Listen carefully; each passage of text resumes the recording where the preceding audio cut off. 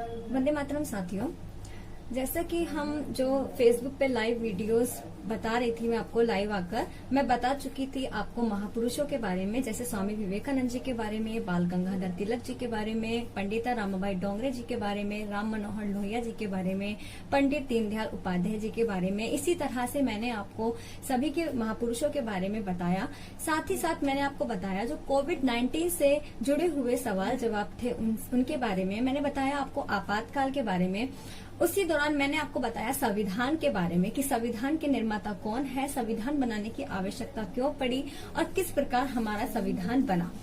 तो उसी दौरान मैंने आपको बताया संविधान संशोधन के बारे में कि हम किस प्रकार अनुच्छेद 368 के दौरान की सहायता से संविधान में संशोधन कर सकते हैं, जिसको दक्षिण अफ्रीका से लिया गया है। मैंने आपको बताया संविधान में जो शामिल की गई है भाषाएं, उनके बारे में।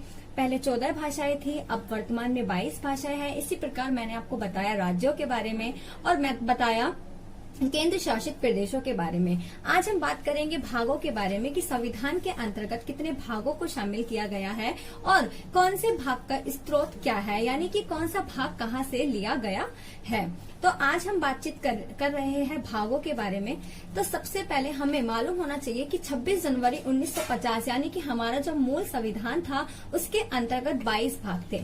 अभी भी हमारे 22 भाग है, लेकिन इन्हीं 22 भागों के अंतर्गत कुछ सब पॉइंट्स जोड़े गए हैं। जो सब पॉइंट्स जोड़े गए हैं उनकी संख्या है 3। हमें ध्यान रखना है सब पॉइंट्स की संख्या है 3 और हमारे मूल संविधान में 22 भाग हैं। तो हम बातचीत करते हैं कि कौन कौन से भाग कहाँ से लिए गए हैं। साथ ही साथ हम बातचीत करते हुए चलेंगे, जैसा कि पिछले जब मैंने लाइव वीडियो बनाई थी तो उसमें किसी व्यक्ति द्वारा कहा गया था कि जो संविधान है वो कॉपी है, वो किसी और संविधान की कॉपी है। लेकिन हमें ध्यान रखना है कि जो संविधान है उसके उसमें टोटल 395 अनुच्छेद है और उसमें से जो 250 अनुच्छेद है वो हमारे भारतीय शासन अधिनियम 1935 से लिए गए हैं। यानी कि 250 का मतलब 395 में से 250 कहाँ से लिए गए हैं? भारतीय शासन अधिनियम 1935 से लिए गए हैं। और जो भारतीय संविधान में संसदीय व्यवस्था है वो ब्रिटेन से ली गई है। संसदीय व्यवस्था ब्रिटेन से ली गई है। इसी प्रकार मैं भागों के साथ ही आपको बताऊंगी कि कौन सा अनुच्छेद कहाँ से लिया गया है और कौन से भाग में किसको शामिल किया गया है। तो भाग जो पहला है, वैसे ये सारी चीजें हम लोग जो है गूगल पर, यूट्यूब पर देख सकते हैं, लेकिन मेरा उद्देश्य इतना है कि आप लोगों को मैं ट्रिक के माध्यम से बता सकूं। जो भी मुझे लगा कि ट्रिक बन सकती है वो मैंने बनाने की कोशिश की। और आप सभी बहुत समझदार हैं, थोड़ा आप समझने की कोशिश कीजिएगा। और संविधान एक ऐसा विषय है जिसको आप हो सकता है एक बार में नहीं समझ सको, तो थोड़ा सा धैर्य रखना है। यदि एक बार में समझ में नहीं आता तो आपको दूसरी तीसरी बार में 100% समझ में आ जाएगा, लेकिन इसमें हमें धैर्य रखना होगा। जो पहला भाग था, पहले भाग के अंतर्गत संघ और उसके कार्य क्षेत्र के प्रावधान को शामिल किया गया है, जो कि अनुच्छेद 1 से लेकर अनुच्छेद 4 के अंतर्गत आते हैं। पहले भाग को क्या क्या है? पहले भाग के अंतर्गत संघ और उसके कार्य क्षेत्र है। जब मैंने आपको अनुसूचियों के बारे में बताया था तो उसमें भी यही बताया था। इसी प्रकार जो पहला भाग है उसके अंदर भी संघ और उनके कार्य क्षेत्र को शामिल किया गया है। अनुच्छेद 1 से लेके आप अनुच्छेद 4 को पढ़ेंगे तो उसमें इनके संघ और उनके कार्य क्षेत्र के बारे में ही अध्ययन करेंगे। उसके बाद जो दूसरा भाग है, दूसरा भाग यानी कि नागरिकता। हम सभी को पता है हमारे भारत में इकहरी नागरिकता है। क्या नागरिकता है? इकहरी नागरिकता है, जो कि कहाँ से ली गई है? ब्रिटेन से ली गई है। नागरिकता जो है ब्रिटेन में भी इकहरी नागरिकता है और हमारे भारत में भी इकहरी नागरिकता है। धारा 370 हटने के बाद जम्मू कश्मीर में भी इकहरी नागरिकता हो गई है। हमें इस चीज का जरूर ध्यान रखना है। और जो नागरिकता है उसको अनुच्छेद 5 से लेके अनुच्छेद 11 में पढ़ा जा सकता है कि नागरिकता में क्या क्या प्रावधान है, किसको किस प्रकार नागरिकता मिल सकती है, इसके लिए आवश्यक शर्तें क्या हैं। जब हम इनको डीपली पढ़ेंगे, गहराई से पढ़ेंगे, तो मैं बता पाने में सक्षम होंगे। यानी कि जो अनुच्छेद 5 है से लेके अनुच्छेद 11 तक क्या वर्णन किया गया है? नागरिकता के बारे में वर्णन किया गया है और जिसको भाग 2 में शामिल किया गया है। इसी प्रकार जो तीसरा भाग है, तीसरे भाग के अंतर्गत मौलिक अधिकारों को शामिल किया गया है। मौलिक अधिकारों को शामिल किया गया है तो हमें याद कैसे रखना है? मौलिक यानी कि इसमें 3 वर्ड्स आ रहे हैं, तो इसको तीसरे भाग के अंतर्गत शामिल करते हैं और ये अमेरिका से लिया गया है, जिसको अनुच्छेद 12 से 35 में शामिल करते हैं। किस किस में शामिल करते हैं? अनुच्छेद 12 से 35 के अंतर्गत इसको शामिल करते हैं। कौन सा भाग है? तीसरा भाग है। किसमें क्या आता है इसके अंतर्गत? मौलिक अधिकारों को शामिल किया गया है। कहाँ से लिया गया है? अमेरिका से इसको लिया गया है। अनुच्छेद 12 से 35 के अंतर्गत हम इसका अध्ययन करते हैं। चौथा भाग है, इसके अंतर्गत नीति निर्देशक तत्वों का प्रावधान किया गया है। किसका प्रावधान किया गया है? नीति निर्देशक तत्वों का प्रावधान किया गया है। हमें याद कैसे होगा? क्योंकि नीति निर्देशक तत्वों को इंग्लिश में कहते हैं directive principles of state policy, यानी कि डीपीएसपी इसको कहा जाता है। डीपीएसपी में 4 वर्ड्स हैं, तो हमें ये याद रखना है कि जो डीपीएसपी है यानी कि जो नीति निर्देशक तत्व है, उसका प्रावधान भाग 4 में रखा गया है, जो कि आयरलैंड से हमने लिया है अपने संविधान में। कहाँ से लिया है? आयरलैंड से हमने लिया है। इसको अनुच्छेद 36 से लेके अनुच्छेद 51 में शामिल किया गया है। किसमें शामिल किया गया है? अनुच्छेद 36 से लेके अनुच्छेद 51 में इसको शामिल किया गया है। उसके बाद मैंने आपको बताया था कि मूल संविधान में कितने भाग थे? 22 भाग थे, लेकिन 3 भाग ऐसे थे जिनको बाद में जोड़ा गया। उसमें से पहला भाग था 4 कै। मैंने आपको बताया चौथा भाग जिसके अंतर्गत नीति निर्देशक तत्वों का यानी कि डीपीएसपी 4 वर्ड है, उसी को चौथे भाग में वर्णन किया गया है।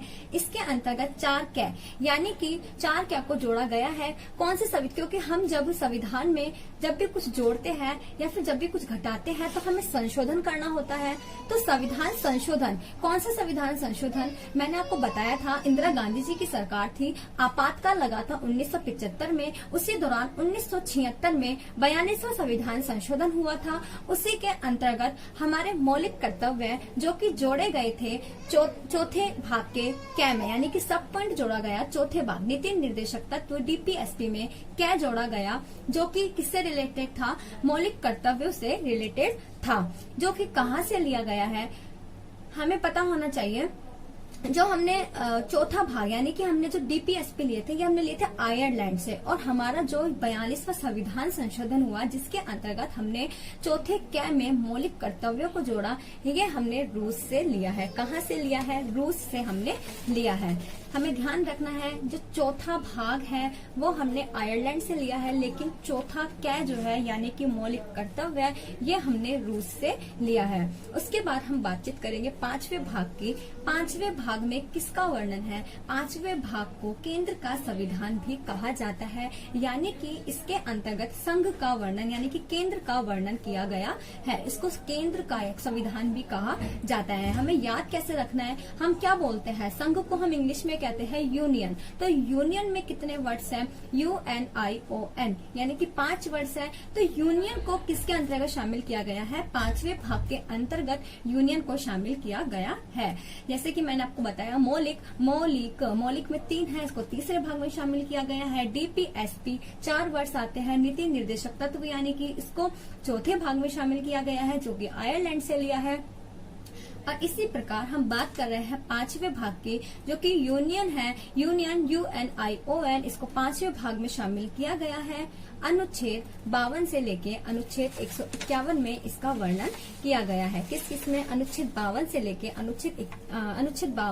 अनुच्छेद 151 में किसका वर्णन किया गया है? यूनियन, केंद्र और संघ का संविधान भी इसको कहते हैं। इसके अंतर्गत कार्यपालिका का वर्णन है, इसके अंतर्गत न्यायपालिका का वर्णन है, संसद का वर्णन है, राष्ट्रपति की क्या शक्तियां है, राष्ट्रपति, उपराष्ट्रपति, मंत्री परिषद, महान्यायवादी, कैग जो मैंने आपको पहले भी बताया था कि नियंत्रक एवं महालेखा परीक्षण, इसके अंतर्गत इन सभी का वर्णन किया गया है। इसे केंद्र का संविधान भी कहते हैं।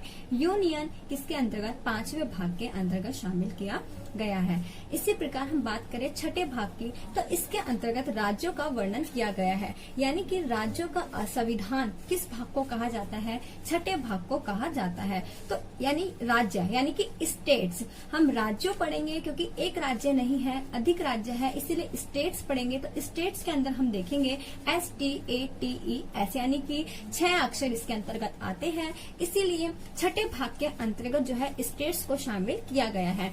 आप भी अपने सुविधाजनक अनुसार ट्रिक बना सकते हो। मैंने भी बहुत सारे ट्रिक्स को देखकर जब मुझे ट्रिक्स बेस्ट लगी मैंने उसको अपने अंदर रखा और उसी से मैंने भी समझा है, तो मैं कोशिश कर रही हूँ कि आपको भी मैं उसी से बता सकूं।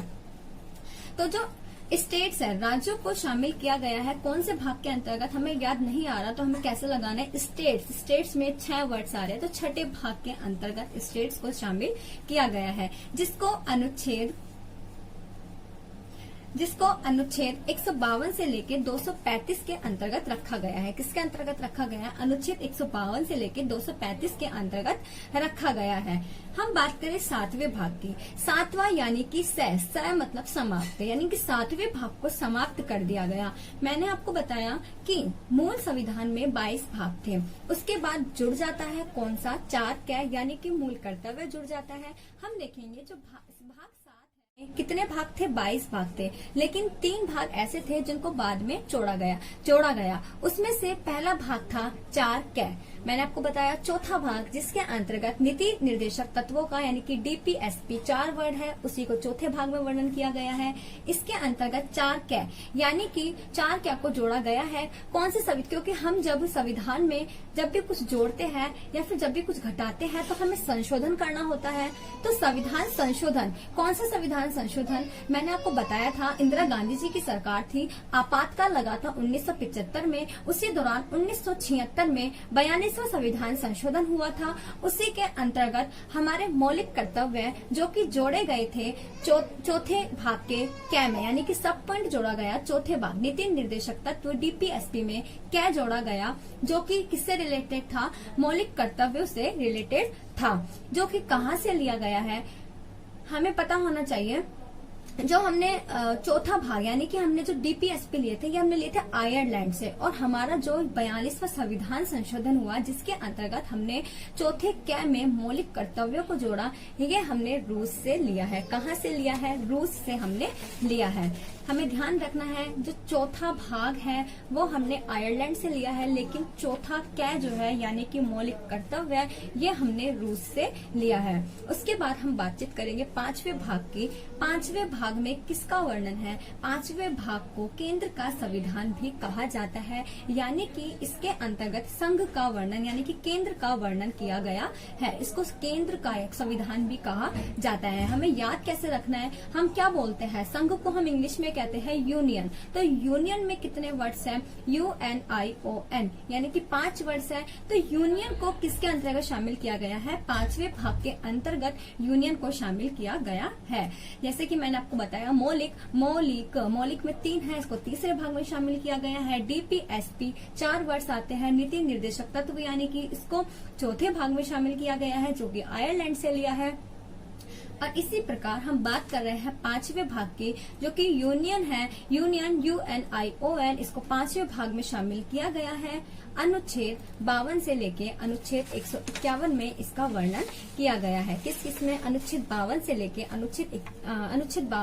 अनुच्छेद 151 में किसका वर्णन किया गया है? यूनियन, केंद्र और संघ का संविधान भी इसको कहते हैं। इसके अंतर्गत कार्यपालिका का वर्णन है, इसके अंतर्गत न्यायपालिका का वर्णन है, संसद का वर्णन है, राष्ट्रपति की क्या शक्तियां है, राष्ट्रपति, उपराष्ट्रपति, मंत्री परिषद, महान्यायवादी, कैग जो मैंने आपको पहले भी बताया था कि नियंत्रक एवं महालेखा परीक्षण, इसके अंतर्गत इन सभी का वर्णन किया गया है। इसे केंद्र का संविधान भी कहते हैं। यूनियन किसके अंतर्गत? 5वें भाग के अंतर्गत शामिल किया गया है।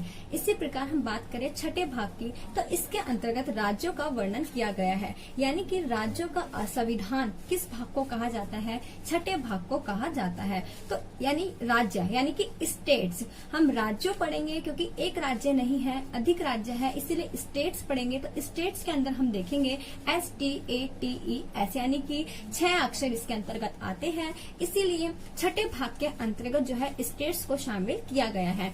आप भी अपने सुविधाजनक अनुसार ट्रिक बना सकते हो। मैंने भी बहुत सारे ट्रिक्स को देखकर जब मुझे ट्रिक्स बेस्ट लगी मैंने उसको अपने अंदर रखा और उसी से मैंने भी समझा है, तो मैं कोशिश कर रही हूँ कि आपको भी मैं उसी से बता सकूं। तो जो स्टेट्स है, राज्यों को शामिल किया गया है कौन से भाग के अंतर्गत हमें याद नहीं आ रहा, तो हमें कैसे लगाना है? स्टेट्स में 6 वर्ड्स आ रहे हैं, तो छठे भाग के अंतर्गत स्टेट्स को शामिल किया गया है, जिसको अनुच्छेद जिसको अनुच्छेद 152 से लेकर 235 के अंतर्गत रखा गया है। किसके अंतर्गत रखा गया है? अनुच्छेद 152 से लेकर 235 के अंतर्गत रखा गया है।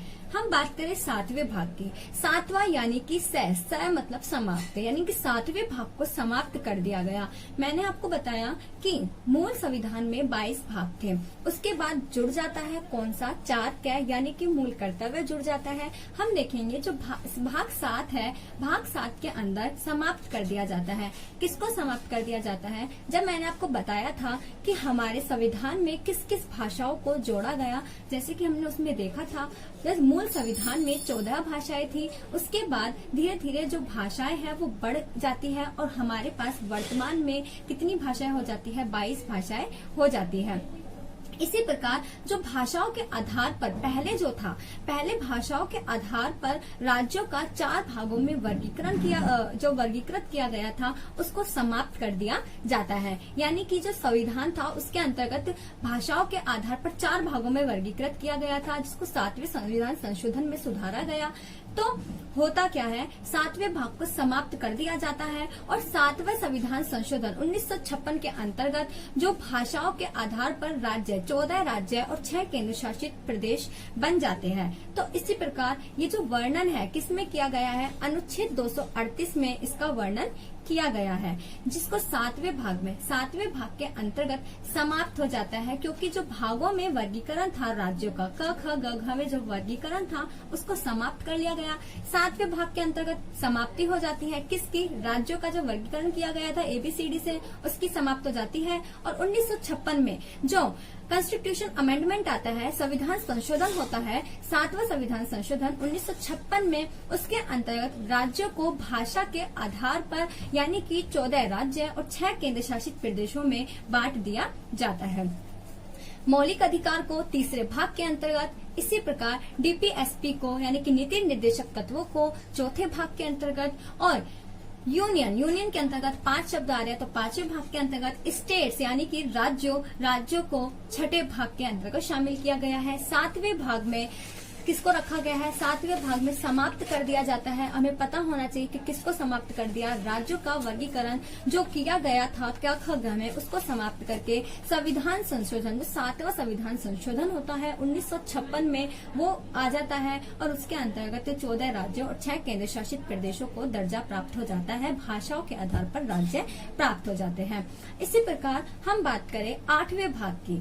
8वें भाग के अंतर्गत हमने बात कर ली कि केंद्र को किसमें शामिल किया गया है, हमने बात कर ली कि स्टेट्स को किसमें शामिल किया गया है। उसी प्रकार उसके बाद हमने देखा से समाप्त कर लिया जाता है। 8वें भाग में हम देखेंगे कि केंद्र शासित प्रदेश का उसके अंदर प्रावधान किया गया है। किसके अंतर्गत? 8वें जो भाग है उसके अंतर्गत केंद्र शासित प्रदेशों का प्रावधान है, जो कि अनुच्छेद 239 से लेके 242 में हम लोग पढ़ सकते हैं। 239 से लेके 242 में हम क्या पढ़ते हैं? केंद्र शासित प्रदेशों के बारे में पढ़ते हैं, जिसको 8वें भाग के अंतर्गत शामिल किया गया है। उसी प्रकार हम बात करें 9वें भाग की, तो 9वें भाग में पंचायतों का प्रावधान है। किसका प्रावधान है? पंचायतों का प्रावधान है। जो मैंने आपको बताया था संविधान संशोधन के बारे में, तो बताया था कि पंचायतों का नवी सूची जुड़ जाती है, साथ में पंचायतें जुड़ जाती है। उसी प्रकार हमें ध्यान रखना है 9वें भाग के अंतर्गत पंचायतों का प्रावधान होता है, क्योंकि यदि हमें पुराना याद है, जैसे कि यदि हमें संविधान संशोधन याद है, तो हमें पता लग जाएगा कि किस प्रकार 7वां भाग समाप्त हुआ, किस प्रकार 9वें भाग के अंतर्गत पंचायतों का प्रावधान जाती है। उसी प्रकार हमें ध्यान रखना है 9वें भाग के अंतर्गत पंचायतों का प्रावधान होता है, क्योंकि यदि हमें पुराना याद है, जैसे कि यदि हमें संविधान संशोधन याद है, तो हमें पता लग जाएगा कि किस प्रकार 7वां भाग समाप्त हुआ, किस प्रकार 9वें भाग के अंतर्गत पंचायतों का प्रावधान है। और हमें ये भी पता होना चाहिए कि ऐसा पहला राज्य जहाँ पर इस पंचायतों का जहाँ पर पंचायत बनी, पहला राज्य कौन सा है? हमें ध्यान रखना है 11 अक्टूबर 1959 को 1959 को तत्कालीन प्रधानमंत्री जवाहरलाल नेहरू जी द्वारा पंचायत का उद्घाटन किया जाता है। जो पहला राज्य है वो है आंध्र प्रदेश और जो पहला जिला है वो है नागौर। ध्यान रखना है 2 अक्टूबर 1959 को नागौर जिले के अंतर्गत शुरुआत होती है पंचायती व्यवस्था की। लेकिन हम जब राज्य की बात करेंगे तो आंध्र प्रदेश राज्य के अंतर्गत शुरू की जाती है। नागौर जिला जबकि आता है राजस्थान में, लेकिन राजस्थान के केवल एक जिले में प्रारंभ हुई थी नागौर में। और जो आंध्र प्रदेश है पूरे राज्य में 11 अक्टूबर को तत्कालीन प्रधानमंत्री जवाहरलाल नेहरू जी द्वारा पंचायती राज दिवस के पहले दिन का उद्घाटन किया गया था, जिसको अनुच्छेद 343 ए से लेकर 343 ओ में शामिल किया गया है। किसमें शामिल किया गया है? 343 ए से लेकर 343 ओ में शामिल किया गया है। अब मैंने आपको शुरू में बताया था कि मूल संविधान में 22 थे। 22 के बाद मैंने आपको बताया 4 क्या यानी कि मौलिक कर्तव्यों को जोड़ा गया। उसके बाद 7वां भाग जिसको समाप्त किया गया, वर्गीकरण जो क ख ग में रखा गया था उसको समाप्त किया गया। उसके बाद एक और जुड़ जाता है 9 कै। अब क्या जुड़ता है? 9 कै जुड़ता है, जिसके अंतर्गत नगर पालिकाओं की व्यवस्था होती है। क्या होती है? नगर पालिकाओं की व्यवस्था होती है, जिसमें मैंने आपको बताया था कि जो 73वां संविधान संशोधन होता है, कौन सा 73वां संविधान संशोधन होता है, जिसके अंतर्गत अनुसूची 11 को भी जोड़ा जाता है, जिसके अंतर्गत 28 कार्य क्षेत्र सौंप दिए जाते हैं। तो नगर पालिकाओं का होता है 73वें संविधान संशोधन 1992 के दौरान, और अनुच्छेद 243 पी से लेके 243 जेड में इसका वर्णन किया गया है। शायद आपको समझ में आ रहा होगा कि मैं क्या बताना चाह रही हूँ। उसके बाद हम बात करें 10वें भाग की।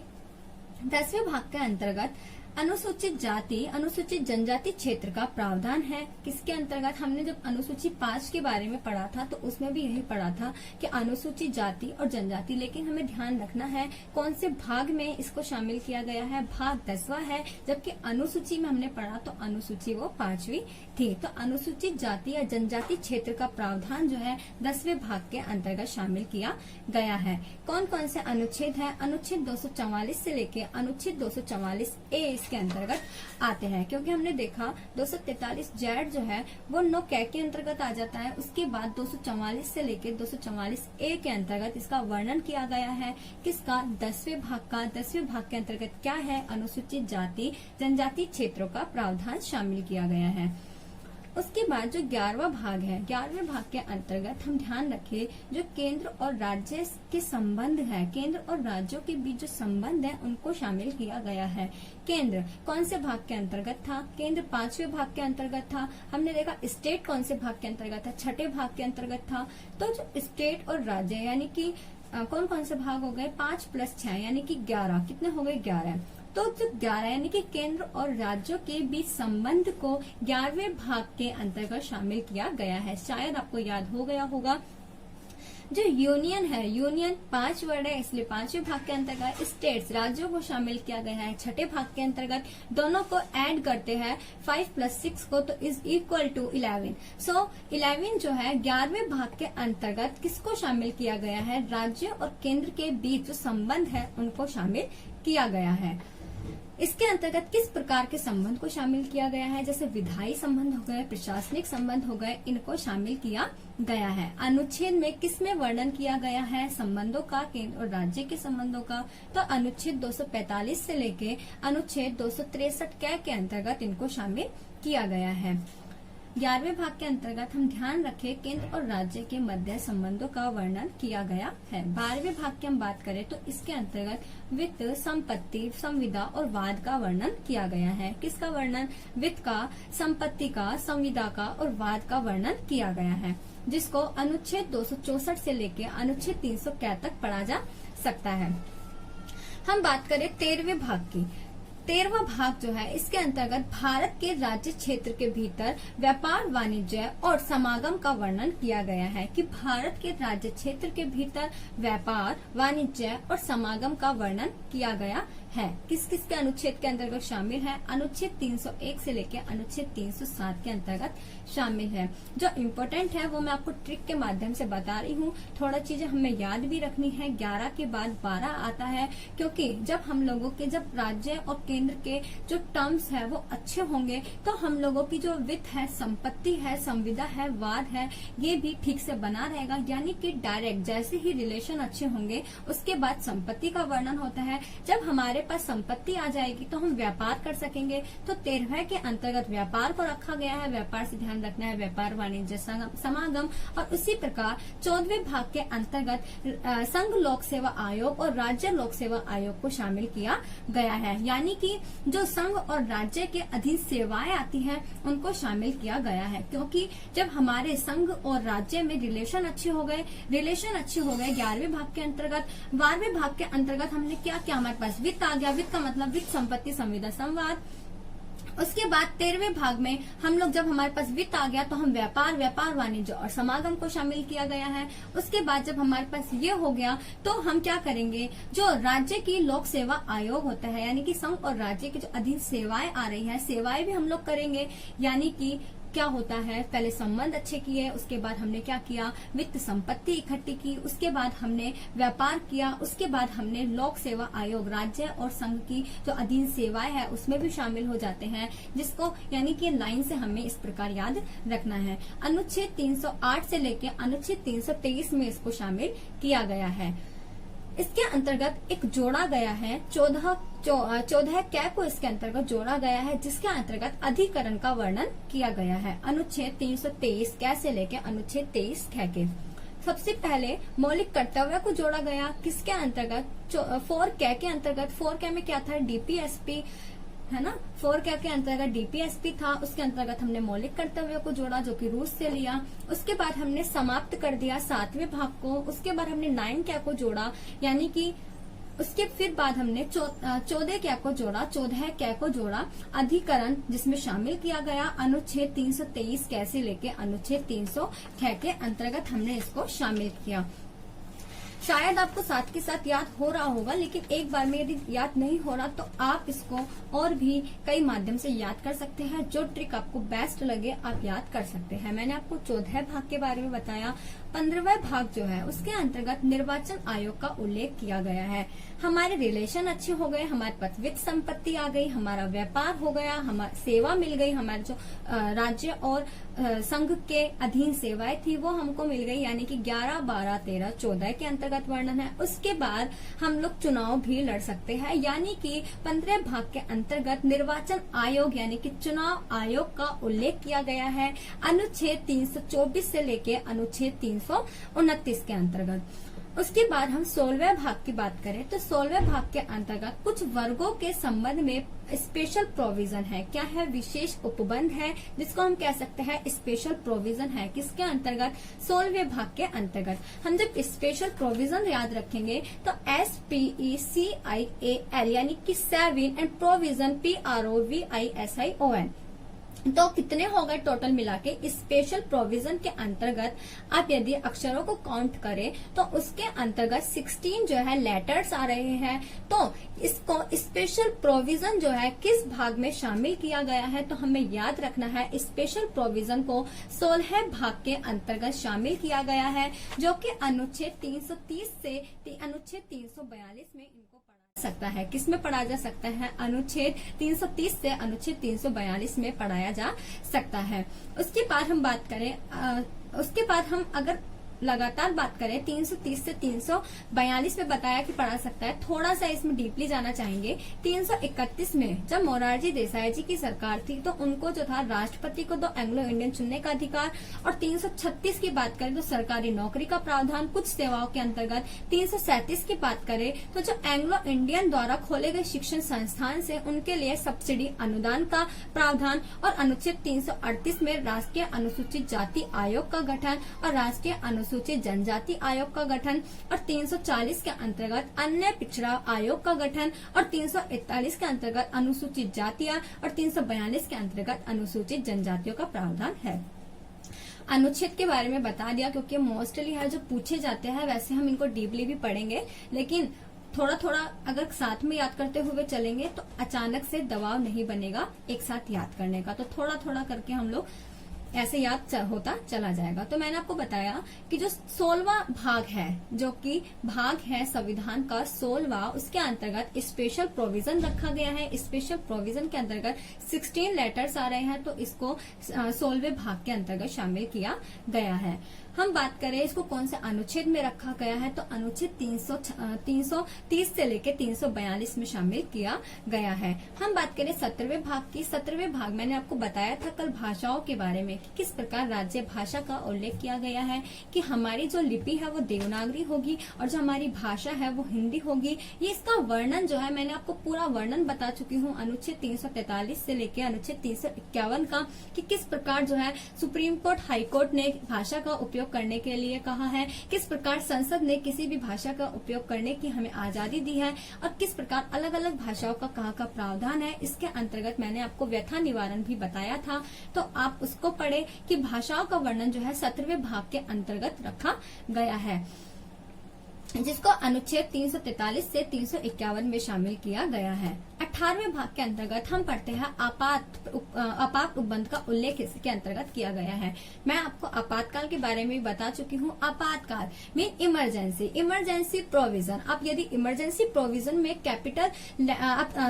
अगर आप इमरजेंसी प्रोविजन के अंतर्गत लेटर्स को काउंट करेंगे तो लेटर्स बनते हैं 18, यानी कि 18वें भाग के अंतर्गत इमरजेंसी प्रोविजन को रखा गया है, जिसको अनुच्छेद 352 से लेकर 368 के अंतर्गत शामिल किया गया है। मैं आपको बता चुकी हूँ कि किस प्रकार 352 के अंतर्गत राष्ट्रीय आपातकाल लगता है, 354 अनुच्छेद 354 में राजकीय आपातकाल लगता है, और किस प्रकार वित्तीय आपातकाल लगता है। राष्ट्रीय आपातकाल 3 बार लग चुका है, जो ये राजकीय आपातकाल है 100 से अधिक बार लग चुका है। वित्तीय आपातकाल अभी तक नहीं लगा है भारत के अंतर्गत। तो हमने देखा कि किस प्रकार इमरजेंसी प्रोविजन, यानी कि इसके अंदर जो 18 लेटर्स आते हैं, तो उसका 18वें भाग पे, संविधान के 18वें भाग में इमरजेंसी प्रोविजन को शामिल किया गया है अनुच्छेद 352 से लेकर अनुच्छेद 360 के अंतर्गत। लेकिन हमें ध्यान रखना है जो आपातकाल के दौरान मूल अधिकार से संबंधित कुछ भी आता है तो वो हमारे जर्मनी से लिए गए हैं। कहाँ से लिए गए हैं? जर्मनी से उनको शामिल किया गया है। 19वें भाग के अंतर्गत प्रकरण को शामिल किया गया है। किसको शामिल किया गया है?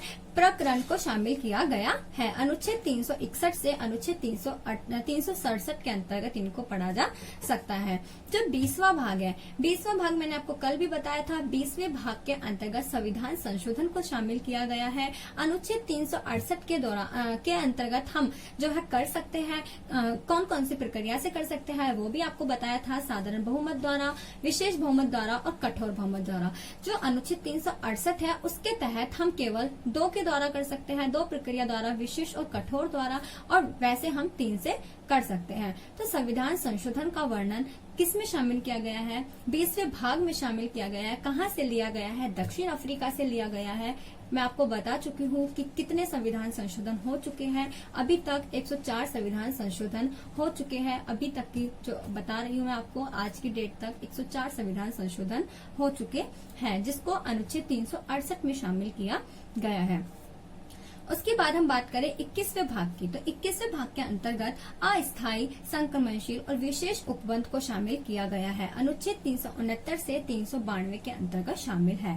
हम बात करें 22वें भाग की, तो उसके अंतर्गत संक्षिप्त नाम और प्रारंभ, हिंदी में प्राधिकृत पाठ और निरसन को शामिल किया गया है, जो कि ज्यादा मोस्ट नहीं है और है भी। आपको पढ़ना तो खैर सब कुछ ही चाहिए।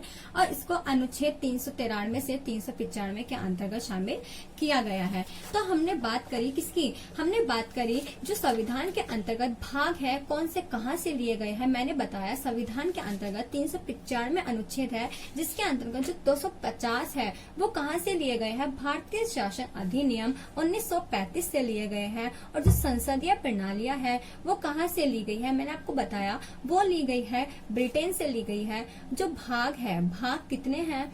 संविधान के अंतर्गत 22 भाग है। उसके अंतर्गत कुछ सब पॉइंट्स को जोड़ा गया है और कुछ भागों को हटाया गया है, लेकिन हमें ध्यान रखना है 22 भाग है।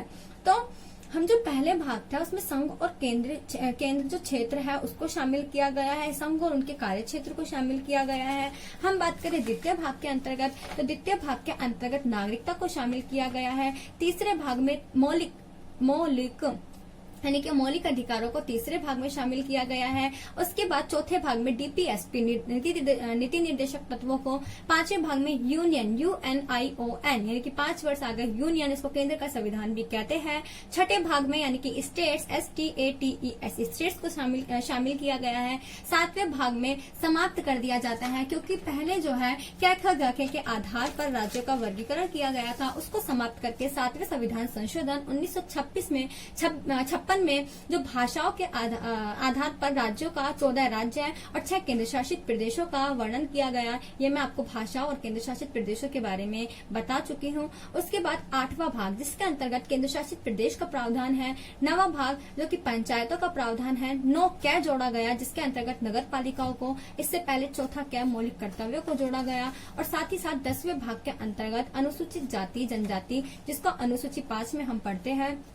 अब 11वें भाग में 11 यानी कि यूनियन प्लस स्टेट्स 5 + 6 = 11 यानी कि 11वें भाग के अंतर्गत किसको शामिल किया गया है, इनके बीच संबंधों को शामिल किया गया है।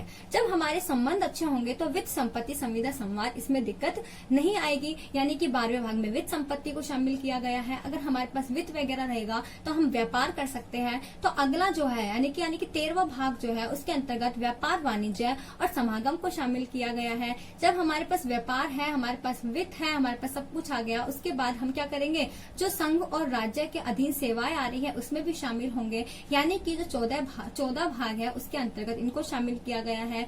14 कै यानी कि अधिकरण को जोड़ा गया। उसके बाद हम बात करें 15वें भाग की, तो 15वें भाग के अंतर्गत यानी कि हमारे पास हमारे रिलेशन अच्छे हो गए, वित्त आ गया, व्यापार आ गया, व्यापार के बाद हम सेवाओं में भाग ले लिया, सेवाओं में भाग लेने के बाद हम चुनाव में भी अपनी भूमिका निभा सकते हैं। तो 15वें भाग के अंतर्गत क्या आ जाता है, निर्वाचन आयोग आ जाता है। उसके बाद 16वें भाग यानी कि उसके अंतर्गत आ जाता है स्पेशल प्रोविजन किसके अंतर्गत रखा गया है, 16वें भाग के अंतर्गत।